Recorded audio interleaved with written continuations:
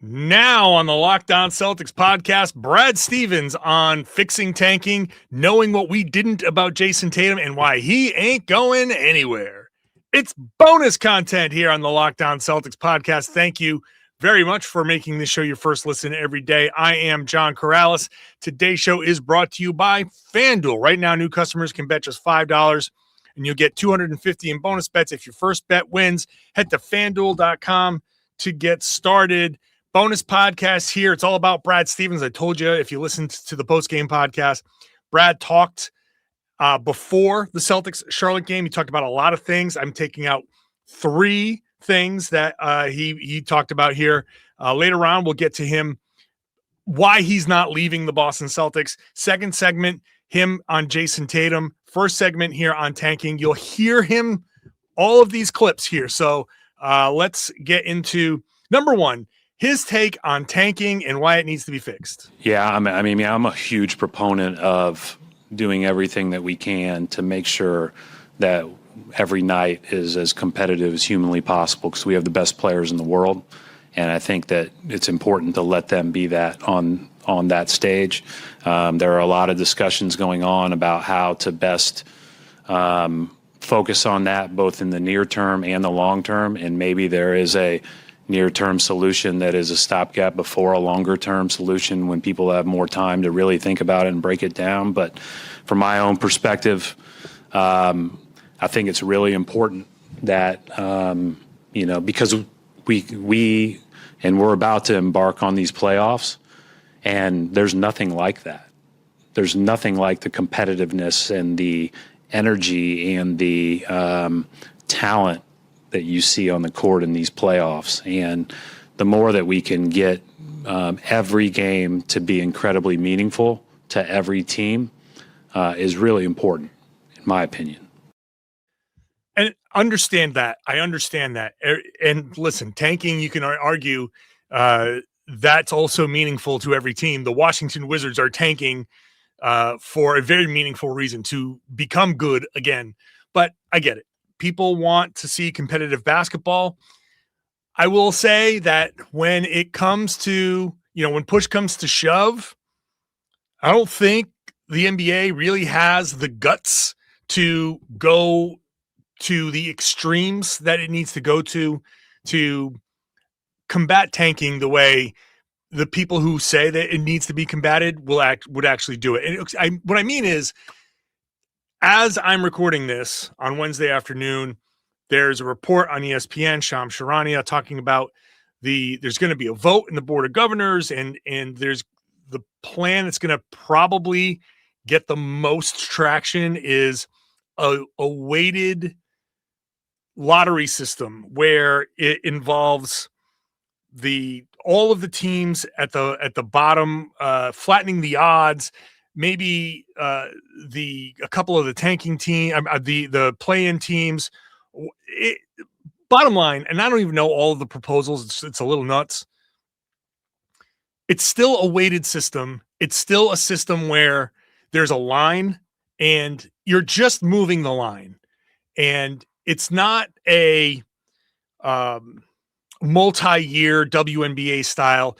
Your 2-year record comes into play. It's not a wheel that I know some people have proposed. You get the first round, you get the number 1 pick every so many years, and it just kind of spreads it out. That's a popular kind of nerdy way to approach it that just takes all of the incentive. It doesn't matter whether you win or lose. You could win a championship and you could be your turn on the wheel, and congratulations, right? Imagine the Celtics turning around or the OKC Thunder turning around and getting Cooper Flag, which would be crazy. But when it comes to team building, NBA teams are just not going to take away the option to tank. The question here for me when it comes to tanking is the system still in favor of having the worst teams get the best chances to improve their team? The whole theory behind the draft and the lottery odds is the bad teams need the help. The draft is where you have the potential for generational help, and eventually the bad teams will find the help that they're looking for. You also have to be good at drafting. You also can't cave to pressure. You can't do what Philly did and draft Markelle Fultz when that was the momentum, when it was obvious to Danny Ainge that Jayson Tatum was the star of this draft, and he ended up getting an extra pick out of it. Of course, that pick became Romeo Langford, and it didn't quite pan out. But, trickle down. It became Derek White, so it worked out fine. Anyways, that's just a side note. The way tanking is happening now, the way the system is, all of these solutions just change who's going to be tanking. Maybe there isn't a big race to the bottom, but the way I understand it, they're going to be play-in teams that if you miss the play-in, you get into a very flattened lottery odds. You could really have the potential to jump in the lottery. Why would you make the play-in? Why would you be the 9th or 10th seed if, hey, let's just tank our way out of this? And that's kind of worse to me. That's worse than the race to the bottom to me. If you're Chicago, Miami, and it's like, hey, if you just start tanking hard, you can fall out of the race.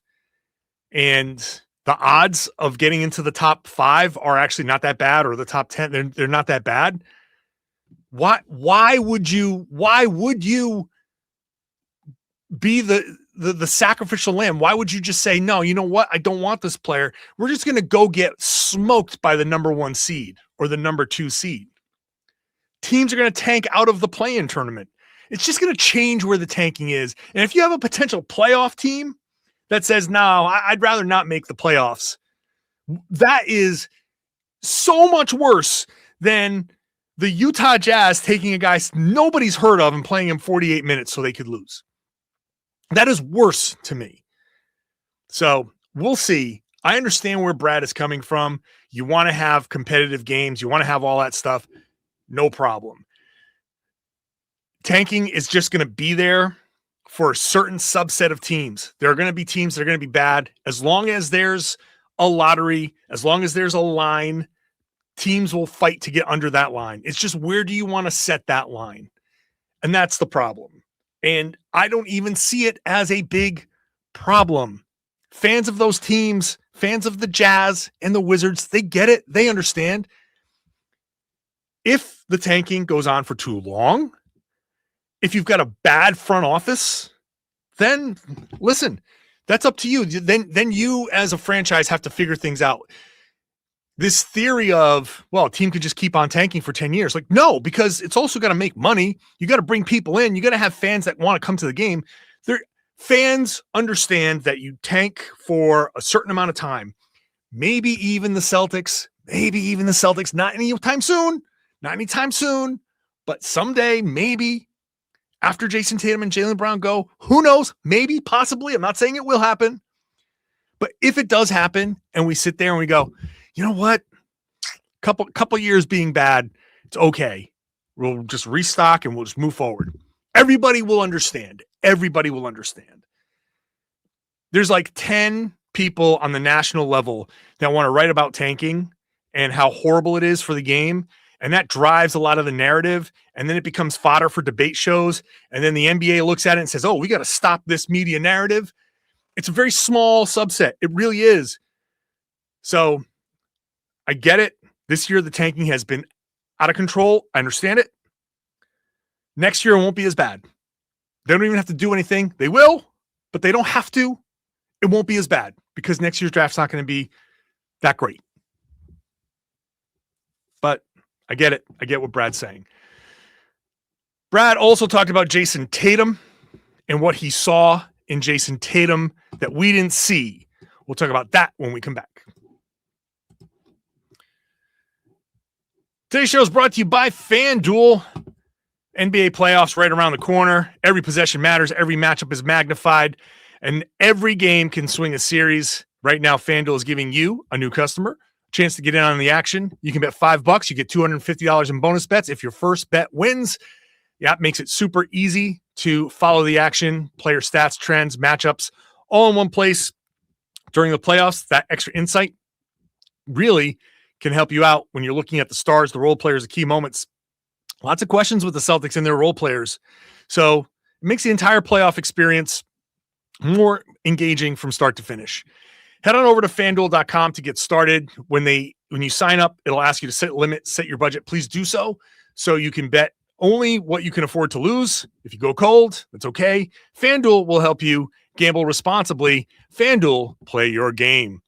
Today's show is also brought to you by TurboTax. It's tax time, but for a lot of us, the old way of doing taxes, it's a lot. Trying to book an appointment, that's not the most convenient. Sitting in a waiting room with a stack of papers, emailing back and forth and wondering if they really get your situation. But this year, you're getting a major upgrade. Intuit TurboTax now has in-person locations nationwide. You can meet face-to-face with a real tax expert, and your documents get uploaded straight to your TurboTax app on the spot. And just like that, you're done. Your TurboTax expert works to get you every dollar you deserve, while you get real-time notifications as you go about your day. It's the relief of walking in and meeting a real person and walking out knowing your taxes are being handled the right way. Head to TurboTax.com/local to find a store near you and book your appointment. Thank you for making Locked On Celtics your first listen every day. I'm here for you Monday through Friday, bonus podcasts, sometimes during the week. This week, just full of bonus podcasts. We might hit double digits this week, especially because Friday night is a game. So I'll definitely have a bonus podcast for Friday as well. I'm going to have Tom Westerholm on later. I already have a crossover with Locked On Knicks ahead of the Knicks game. I'm going to have a post-game Knicks podcast and a post-Pelicans podcast. So already after this podcast, 4 more podcasts are coming. So make sure you're subscribed. Join me, become an everydayer. I'm John Karalis. I'm a beat writer covering the Celtics for Celtics on SI, and I've been covering the team for about 20 years. I've been doing this podcast for 10. Pick up one of my books about the team as well. I got 2 of them. Jayson Tatum looks amazing. Brad Stevens knew he would look amazing because he got to watch. He had the front row seat. Brad let us in on a little behind the scenes on what Jayson Tatum's recovery looked like. I just think what we said was always the case. He wasn't going to be, until he was 110%, met every threshold, had fully reconditioned, and he felt good. We weren't even going to entertain the thought of him coming back. But it became clear, probably around the trade deadline, that early February time, that he was, in a pretty good spot physically and from the standpoint of the strength. And then it's just a matter of reconditioning and getting your confidence back in a lot of ways and playing and being back on the court. And we did a lot of, a lot of small games, and we had the main team down and got a chance to play a little bit of live on the start of the post All-Star trip. And you could see that not only was he, going to come along pretty quickly, but you could also see that he was getting more eager to play. So it was a really well thought out process by Dr. O'Malley and Nick Sang and Phil Coles, and followed too strictly by Jayson. And everybody involved with that gets a lot of credit because of the amount of work that everybody put into it. Was nobody more than Jayson, with close second by Nick, was pretty incredible to watch up close. I got a front row seat to the whole thing, so it was, I wasn't sitting on the edge of my seat like others were the first time they saw him run up and down the court playing 5-on-5. Well, I was on the edge of my seat. Everybody else was here. I'm sure you were. But it's just fascinating to hear about Tatum's recovery. I'll just reiterate things that I've said, and I know I've already said it to on the crossover podcast with Gavin Shaw, Locked On Knicks, which you're going to hear tomorrow. But Tatum, for all of his, obviously no one wanted the injury, but if you're going to have that injury, to suffer it in New York by the hospital special surgery, Dr. O'Malley there, the number one Achilles guy in the world, doing it the very next day. All of that stuff shaved months off of the recovery easily, because it just kind of helped everything along. And it was just, I'm stammering a little bit because I'm struggling to find the right words of how amazing this thing has been. This is going to be how Achilles recoveries are handled from now on. Like, whenever it happens again, and unfortunately it will happen again, there's going to be a rush to get whoever it happens to, and not a rush like in a negative term. There's going to be a rush like, okay, who can do this? Can we get this person in? Can we get this player in for surgery tomorrow or the next day? How quickly can we get this player into surgery, get this speed bridge technique done? How quickly can this happen? And as this becomes a more popular way to treat the injury, more and more surgeons will be up to speed on how to do this surgery. It will become the common way to treat these Achilles tears, where if it happens to you or me, eventually someday we're all going to get this. This is going to be the standard. It's been done before, but Tatum, the way he did it, the way they handled this is going to be the standard. Surgery as soon as possible. Obviously not rushed, quote unquote, but you know what I mean. The rehab can start very quickly. The return to play can happen quicker than you expect. And now the year and a half, whatever it is, can be reduced to 10 months. 10 months of not just coming back in 10 months, Tatum looking great. Now Tatum's going to do the next thing. He's going to take the next step. And there are still hurdles. There are still mental hurdles. He talked about going to Madison Square Garden. Thursday night's game is at MSG. That's where it happened. And this is going to be a triggering thing for Tatum. So walking into the building, like the last time, you start to think, the last time I was here, right, this happened. The last time I walked into the building, I left on a wheelchair. I left on a stretcher. That type of thing crosses your mind when you step onto the court. He'll step onto the court at that spot and he'll look and he'll remember, and it will mess with his head. It's a I say triggering, but it's a PTSD, post-traumatic stress. There is a level of having to go in there, having to understand, having to face this demon of, last time I was here, my leg exploded. And that's hard. So that's the next step in his mental recovery. I'm glad that he has this opportunity. He's kind of actually, for being in this situation, kind of lucky for him to get this opportunity. So it's not game one of the semifinal series. And again, I know somebody's going to say, what do you mean lucky? He hurt his Achilles. He blew out his Achilles. We know that that's the most unlucky thing that could happen. But once that happens, you have to have some things break your way after that one thing completely went against you. But the recovery, the mental aspect here, this is all part of it. And he's just done so well. The group around him, Nick Sang, all of those guys, the Celtics trainers, the medical staff, his teammates, his family, his friends, the friends that you don't know that he has, his kids, Deuce, everybody's played a role in him getting through this. And obviously, number one is Tatum, the dedication, to not take a single day and say, you know what, I don't want to do this today. To go through all of that and still have that dedication, very impressive. So kudos to Tatum, kudos to everybody. One last thing from Brad Stevens. It's the rumors, quote unquote rumors. He addresses all of the people who want him to go work for him, even though he's got a job. Stevens on the coaching rumors is next.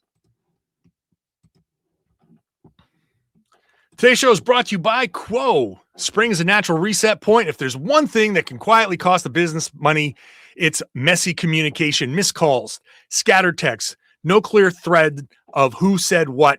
That's why today's episode is brought to you by Quo, spelled Quo, the smarter way to run your business communications. And I just had an experience with a company that I signed up. I wanted to get information. They didn't know who was calling me, how often I was getting called. And I said, you know what? No, I don't want to do business with you because no one's communicating here. I don't even want to start this conversation with you. Quo can change that. Quo is the #1 rated business phone system on G2 with over 3,000 reviews, trusted by more than 90,000 businesses. It lets your entire team share one business number so you never miss a call, text, or opportunity. Everything lives in one clean thread, calls, texts, voicemails. The whole team sees the conversation so nothing falls through the cracks, and the AI summaries save serious time by logging calls, highlighting the next steps automatically. It just makes your business feel more organized and responsive. Make this the season, no opportunity and no customer slips away. Try Quo for free and get 20% off your first 6 months at quo.com/LockedOnNBA. That's quo.com/LockedOnNBA. Quo, no missed calls, no missed customers. Thank you for making Locked On Celtics your first listen every day and being an everydayer, being with me for every podcast Monday through Friday, bonus podcasts on the weekends, bonus podcasts through the week. You're an everydayer. Join the Everydayer Club to get it all ad-free. Ad-free audio at lockedonceltics.supercast.com, lockedonceltics.supercast.com. $5 a month, $50 for the year. Also get access to our Discord server. So check it out, lockedonceltics.supercast.com. Brad Stevens, obviously, whenever a job opens up, the UNC job opened up, and we did a podcast, Tom and I, about what happens when these jobs come open, and you got to make Brad Stevens say no. Well, he's saying no, a blanket no. Here's what he said when he talked to the media. It's always flattering, and listen, like, I'm talking to people all year long, all around the game, because one of the joys of my job now is watching, whether it be in current front office roles, people leave and get promoted, a la Austin, or when I was coaching and or part of the coaching staff, watching those guys get jobs. So I'm on the phone with a lot of those people all the way through the year that are in those decision-making processes, and so it's always flattering, right, when you're hearing that. But the whole idea of like the coaching carousel being news is a little bit tiresome. But I get why, in this day and age, why people want to talk about it. As you know from being around me, I'm not quick to make decisions where I'm all over the place. I like being here. They've been great to me, and I haven't been seeking anything else. And so I don't have an agent, so I guess my circle's pretty small, although I do. Tracy still kind of helps me out.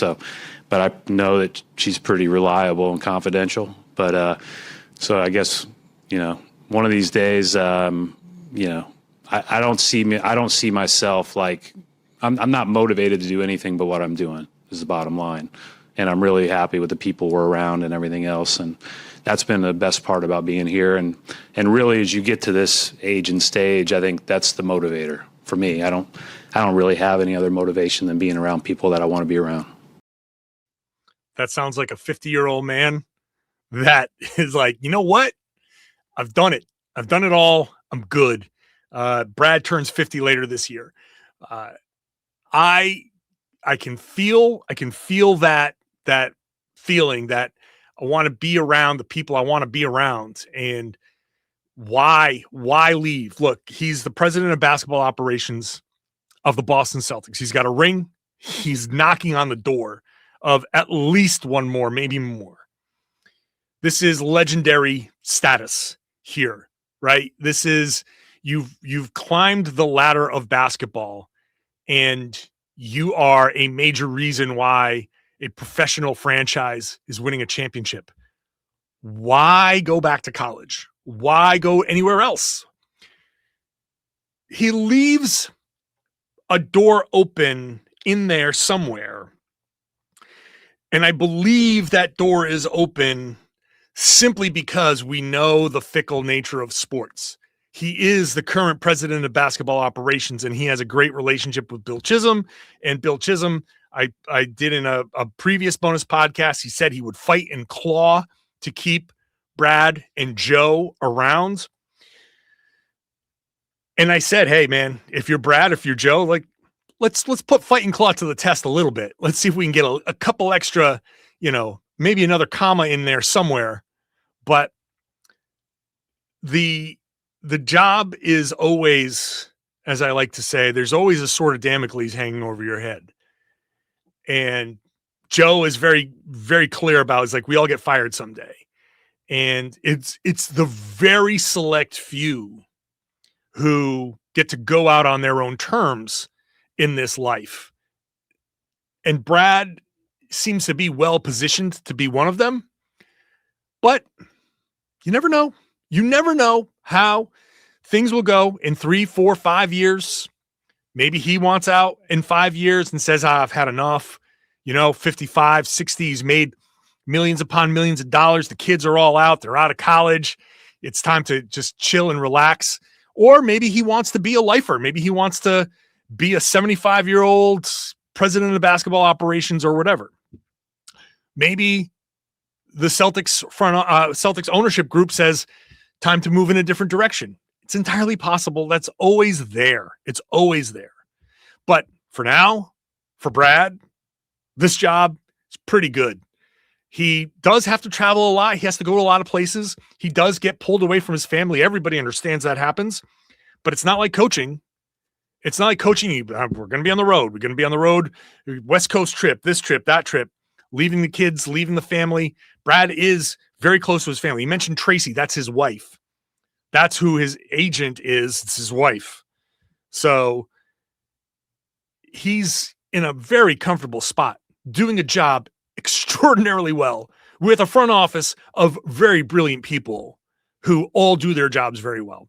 From top to bottom, this is an extraordinarily run franchise. From Brad, his staff, down to Joe, his staff, to the players, to the people who set up the arena, to the people who clean the arena. I mean, that place is just top to bottom. Everything is top notch. I'd love to come on here and be screaming and yelling about do this and do that, and you're doing this wrong and blah, blah. That's why I get so worked up about the Vucevic conversation.